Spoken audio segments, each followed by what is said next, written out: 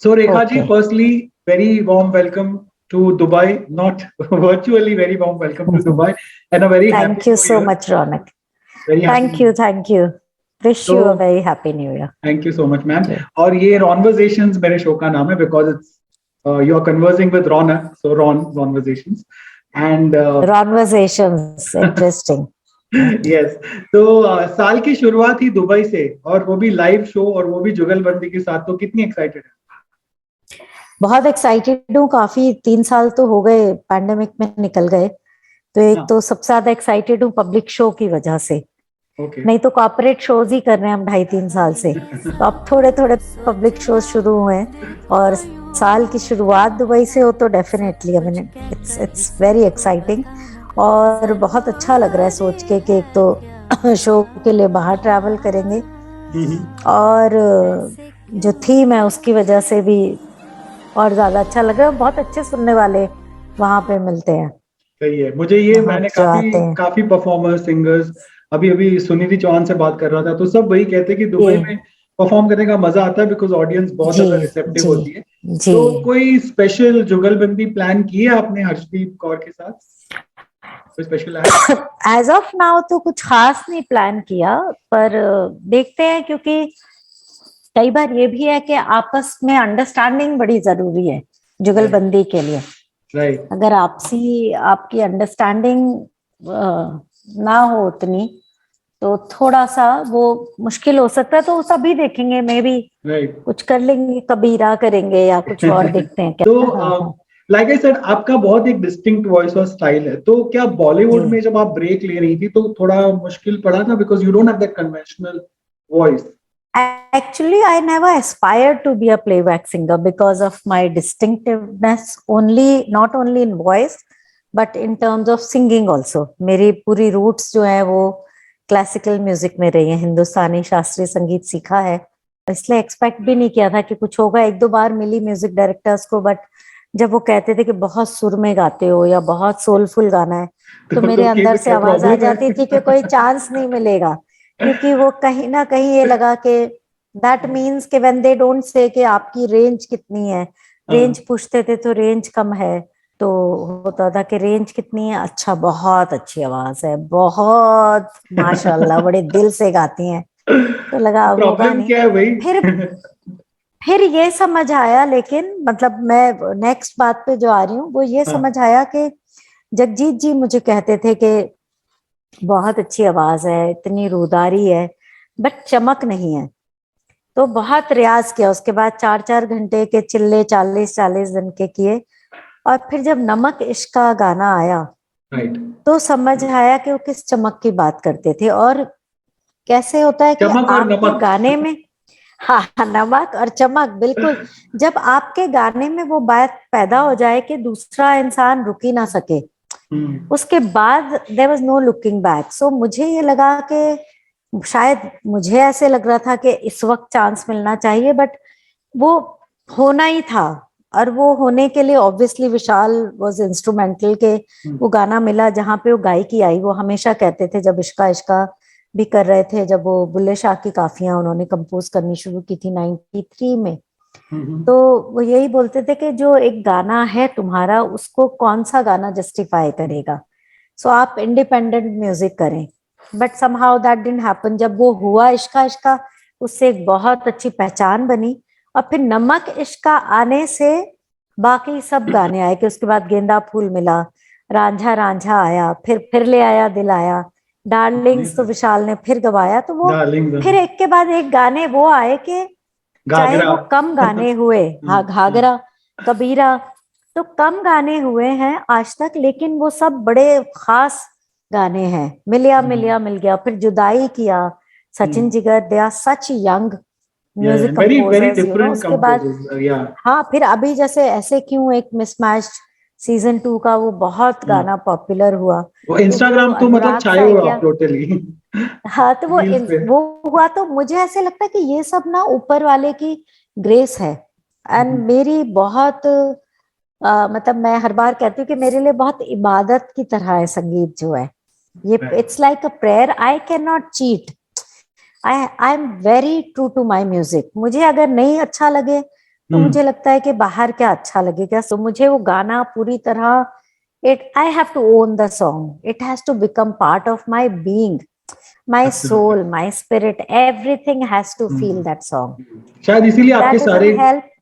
या या जी। शायद इसलिए आपके सारे गाने सोलफुल होते हैं, like they always use this word for your songs. और मैम, इट इज मैं टाइम्स ऑफ इंडिया का फिल्म क्रिटिक हूँ, तो मैं फिल्में रिव्यू करता लवली। हूँ, तो गाने भी उसमें आ अच्छा। जाते हैं।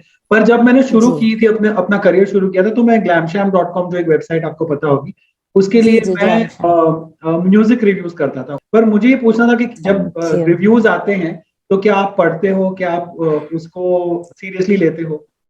नहीं, एक्चुअली मैंने कभी रिव्यूज नहीं पढ़े, फ्रैंकली स्पीकिंग। मैं आपको एक बात बताती हूँ, 98 में मेरा एक गाना आया था, चाची चाची 420 में, एक यस, वो दिन भी थे। एक वो तो बहुत अच्छा गाना, बिल्कुल वो भी कोई तो टब्बू जानता पे नहीं है। था कोई।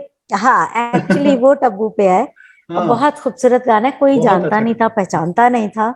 तो कभी पता नहीं चला कि वो गाना अच्छा लगा बुरा लगा, कैसे रिसीव हुआ। बाद में जब नाम होता गया तो लोग मिले और कहे हमें वो गाना पसंद है। आई सेड वो मैंने गाया। अच्छा, आपने गाया? बिकॉज उस टाइम सिर्फ रेखा नाम आता था। तो वो गाने के वक्त एक रिव्यू आया, और उसमें तब सोशल मीडिया तो नहीं था। उस रिव्यू में बड़ी अजीब सी एक बात कही थी, जो मतलब अच्छी, कोई खास बात अच्छी नहीं थी। तो मेरा दिल बहुत दुखा था कि एक तो किसी ने कहा नहीं, तो देखो मैं प्लेबैक के लिए बनी ही नहीं हूँ, या ऐसे लगा। तो मैं इन जनरल, मुझे लगता है कि आपको अपनी पहचान बनाना जरूरी है। तो वो तब से मैंने रिव्यूज नहीं पढ़े, ढूंढ के मैं कभी नहीं पढ़ती। और मुझे ऐसा लगा कि जब गाना अच्छा होता है तो आप तक लोगों की धीरे धीरे तारीफें आने लगती हैं, कभी मैसेजेस आते हैं, कभी मतलब मैं सोशल मीडिया पे भी चेक नहीं करती हूँ। When my song comes, I never post my songs on my own कि ये गाना आ गया है, इसे लाइक करिए, इसे शेयर करिए। I never do that, because I just feel के वो गाने की हर एक की अपनी एक किस्मत है, एक किस्मत डेस्टिनी होती है। है। It will reach its people and audience. तो फ्रैंकली स्पीकिंग, जैसे जुदाई, फिर ले आया दिल, ये सब नगमे आए। मुझे लगता है कि मेरी जर्नी, गाना जब स्टूडियो में गाया और म्यूजिक डायरेक्टर की वाहवाही मिल गई और कि बहुत अच्छा हो गया गाना, तो बस मेरा काम वहां खत्म हो खत्म। जाता है। उसके बाद I move on. But mostly तो अच्छा ही मिलता है रिव्यू, और रिएक्शन ऑफ अच्छा कोर्स। मिलता है।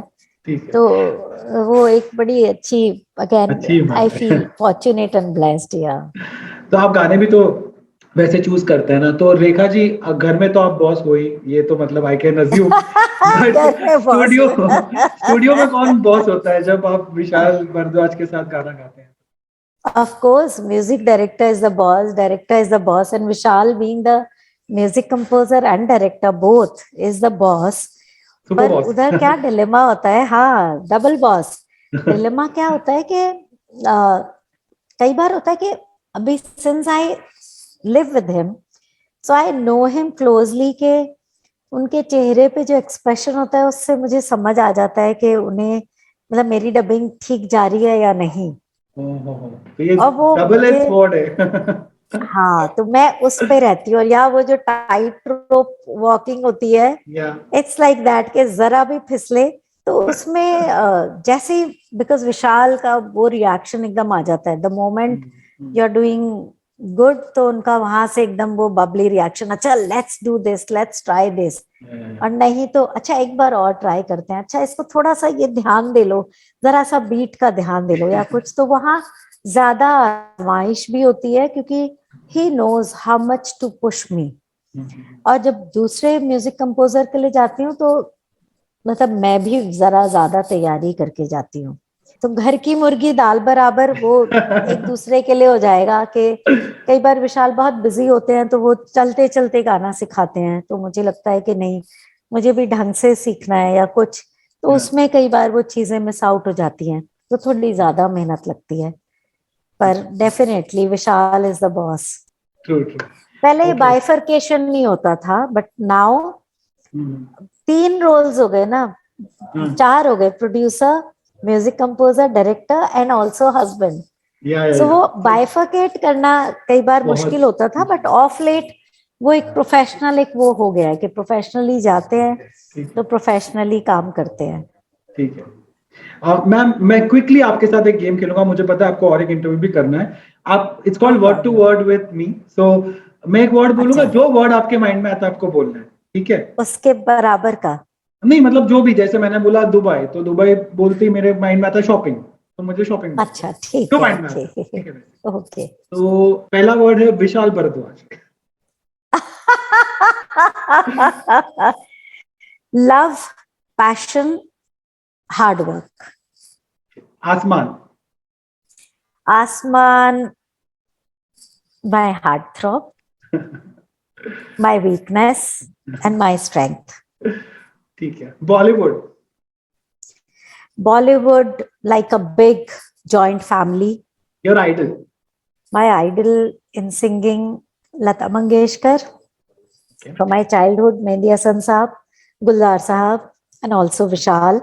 And in classical music, Rashid Khan Saab, Ustad Rashid Khan. Okay. Ma'am most difficult song that you had to sing, ऐसा गाना जो बहुत पेचीदा था। मेरे लिए Ghaghara was the most difficult song. I would say दो नमक इश्का बहुत पेचीदा था, बट वो मेरा पहला गाना था जहां मुझे इतना शोक और मिस्चीवियस सिंगिंग भी करनी थी, तो वो डबल प्रेशर था। तो नमक इश्का was the most difficult song. If you realise there are so many changes in that song. नमक इश्का इज दैट सॉन्ग जिसमें इतने सारे चेंजेस हैं। और पहले तो लगा कि okay, I literally earn that song वो हाय की वजह से। जबां पे लगा लगा रे नमक इश्क का, हाय तेरे इश्क का। सो विशाल सेड हाय है ये तो तुमको ही गाना है।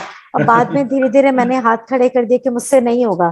तो बट देन पूरा गाने को कंसाइज किया गया, वेरिएशन हुए, उनको ढोलक के साथ रियाज किया गया और फिर वो बाकायदा रिकॉर्ड किया गया। बलम से मांगा मांगा रे, बलम से मांगा रे, बलम से मांगा मांगा रे, नमक इश्क का रे, तेरे इश्क का। But a song that you wish you had sung, आपने देखा कहीं बट आपको लगा ये मुझे गाना चाहिए था? दो गाने ऐसे हैं कि मुझे ऐसा नहीं लगा कि मुझे गाना चाहिए, बिकॉज वो दोनों गाने इतने खूबसूरत गाए हैं। कविता जी ने गाया है हम दिल दे चुके सनम का जो टाइटल ट्रैक है, और साथिया फिल्म में साधना सरगम ने गाया चुपके से। वो दो गाने मुझे इतने पसंद हैं, बहुत ही खूबसूरत। तो मुझे ऐसा नहीं लगा कि मुझे गाना चाहिए था, because they've done such great justice. शायद मैं कभी वो जस्टिस नहीं कर पाती, लेकिन वो मेलोडीज मुझे इतनी अच्छी लगी और लिरिक्स वाइज भी वो गाने, कि मुझे लगा कि मुझे भी गाना, मतलब गाने का मन रहा वो। और लता जी के तो बहुत गाने हैं जो बहुत पसंद है, पर हम I can't dare to sing those songs. लेकिन ये दो मेलोडीज मुझे ऐसी लगी कि काश मैं भी गा पाती। एक एक्ट्रेस जिस पर आपकी आवाज सबसे ज्यादा सूट करती है आपके हिसाब से? आई थिंक दैट वे, जब लिप सिंक नहीं है तो सब पर ही ऑलमोस्ट सूट कर जाती है। और मैंने वो उस तरफ कभी ध्यान नहीं दिया इतना, लेकिन I would say Vidya Balan पर बहुत सूट करती है। इवन घाघरा में ऐश्वर्या राय पे भी बहुत सूट कर गई, और Bipasha Basu, Madhuri Dixit, the females who have husky voices, and Priyanka Chopra, she has such husky voice when she speaks also. और मैम रियलिटी शोज में आता है कि प्लेटफॉर्म बहुत अच्छा है for a talent. At the same time आप उनको जब ग्लैमर की दुनिया में एक साल दिखा देते हैं, तो वहां पे वो जब वो ग्राउंडिंग इज इम्पोर्टेंट। अगर आप उनको ग्राउंडिंग ना दे सकें उसके साथ साथ, तो रियलिटी शो अच्छा करने से ज्यादा आपका नुकसान ज्यादा करता है, क्योंकि आप प्लेटफॉर्म देते हैं और वो बच्चे, उनको लगता है कि हम बन गए अब। तो जब वो अपने काम पे, अगर अपने हुनर पे आप काम नहीं करेंगे, आप बर्तन है ना मांजते हैं, रोज मांजते हैं खा के, और वो चमकता है। अगर हम वो हीरे को चमकाएंगे नहीं, तो वो तो फिर कोयला ही रह जाएगा ना। ठीक है ma'am, we are almost out of time, अभी सिर्फ लास्ट 2 मिनट बचे। मैं चाहूंगा आप कोई भी 2 लाइन सुना दो हमें, because we can't let you go without everyone watching this will want. हमरे अटरिया पे आचार्य संवरिया, देखा देखी तनिक हो जाए, आजा अटरिया पे पिलाए दो अंगूरी, जोरा जोरी तनिक हो जाए थैंक यू। हमारी अटरिया पे। Thank you I'm Raunak, alone here, lovely to talking to you. मैं खुद ही thank you so much ma'am for being so honest. Thanks a lot, बहुत वेटिंग अच्छा फॉर लगा यू। मुझे। मुझे See you, बहुत अच्छा लगा, पहली मिलेंगे बार आपसे जरूर। बात करते ओके, हैं। और thank all you, the best इंशाल्लाह और आपके शो बात के लिए। करेंगे। Thank you Raunak, well see you, bye. तनिक हो जाए हमरी अटरिया पे हजारे सवरिया, देखा देख तनिक